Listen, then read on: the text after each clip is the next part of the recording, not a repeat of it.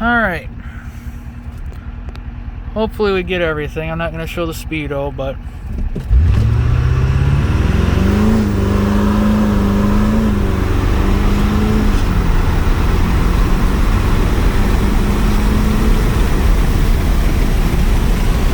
got a little toasty.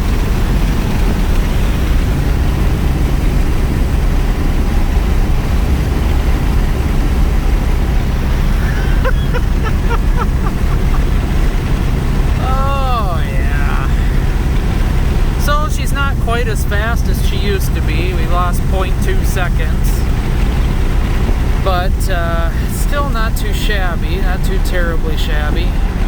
Can live with that for now. You know, we're got a fair bit of work to do, and we're also having a problem with temperature at the moment. I don't know about right at the moment, but trying to drive and do this, which freaking sucks because the truck ain't aligned either. So, but you'll probably see it once we come up to a stop. Now, you know, I've changed the fan clutch out, and I'm having a lot better cooling with the new fan clutch. Like once it gets up to about 197 or so, you can hear the fan for once, which is, you couldn't hear my old fan except for when it was cold, and then once it warmed up, you just never heard it again.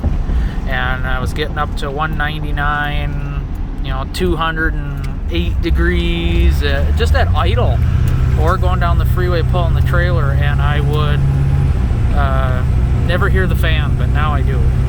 So that's good, and that does help keep it cool, or try to. But I'm just still going to have to pull the radiator out and clean it out, because I already sprayed the front of the cooling stack, and that didn't make jack shit difference. So we're really going to have to try and pull the radiator out when I do thermostats and frickin' go about it that way. And I'll have to pay someone to... I've got a shop in mind I've dealt with before. It seemed to do okay. We're gonna have this thing converted back to DexCool, because, you know, the LBZ's using DexCool, the North Star's using DexCool, the LBC's, the LB7, well, my Honda, but the LB7's really the only GM vehicle I've got that's using green stuff, and I don't care for it. Look out, Bambi. But oh, here's my little bun. Oh, my little bun. But I've got this stuff here I want to try out, because I forgot to grab the garbage can. Jesus Christ, I have to go back and get it. And I gotta do the oil pressure sending unit again. It is sitting there fluctuating, and I don't care for that. It's a non-GM sensor. I had to replace it right there on the spot because I was leaking oil pretty bad. It was coming out of the top of the sensor.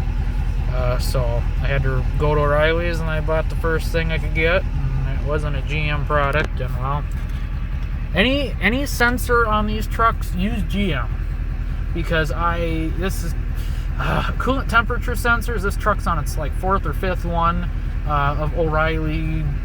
I've done BWD, I've done the O'Reilly cheapo. I just burn through sensors on aftermarket shit. And then the oil pressure sensor, I don't think I should be having a fluctuating oil pressure like that. It should be a steady, in my book, in my mind. But anyway, getting back to what I'm going to try here. Just drain out, if this is a quart, I'm going to drain out a quart of power steering fluid and put this in, I guess. And or maybe half the bottle. Let's start with half a quart and put half of this in there. And see if this will help boost our power steering pressure. And then that would hopefully then boost the brake pressure. Because sometimes I have fantastic brakes, and other times I've got mush brakes. It's like whatever pressure the power steering pump is putting out is just varying, which I know could mean the power steering pump's taking a shit. I know, but I just want to see, we're going to see if this Lucas product works any better.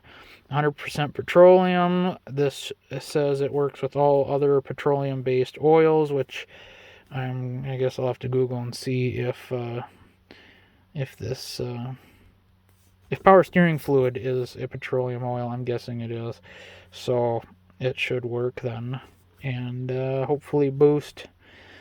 Now, why I didn't try the power steering stuff is because it mainly spoke about sealing leaks and fixing hard spots. Well, I don't have that. Let's see if it'll do it right now. What I do have is, no, it's working okay at the moment. Oh, there it goes. Ugh. Where it just freaking shuts down, like moving power steering, and then it just kind of shuts down. It's about the same spot too. For some reason, it's like it needs just a little bit more pressure. In parking lot situations, every once in a while you'll get it where it really kind of wants to lock up and just give you no boost whatsoever in a parking lot situation, and I'm just not about that life anymore. So before I end up swapping over to a 2007 and up power steering pump where it's got the extra vane for lower RPM performance, we're going to try this out and see how that does. And because we got a new master cylinder, got a new Hydro Boost, a 2011 upgraded Hydro Boost, we've got power steering lines, brake line, or steel braided brake lines, and I've still got a mushy brake pedal. It's just not assisted hardly at all. The truck's off, I know, but I'm saying when I'm driving, if I beat on the truck relentless, it's like that higher RPM gets the pressure in the power steering pump boosted. Maybe that's my theory, and with that, I get good brakes as soon as I hit the brakes after romping on it. But daily driving, most of the time I have a spongy-ish pedal.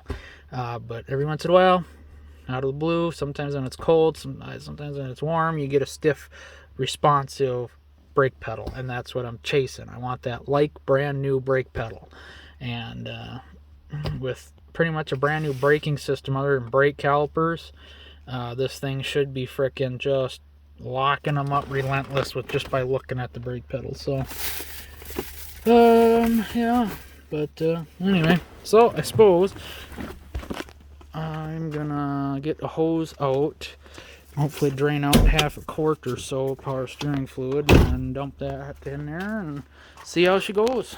Keep you guys posted. Thanks for watching. God bless.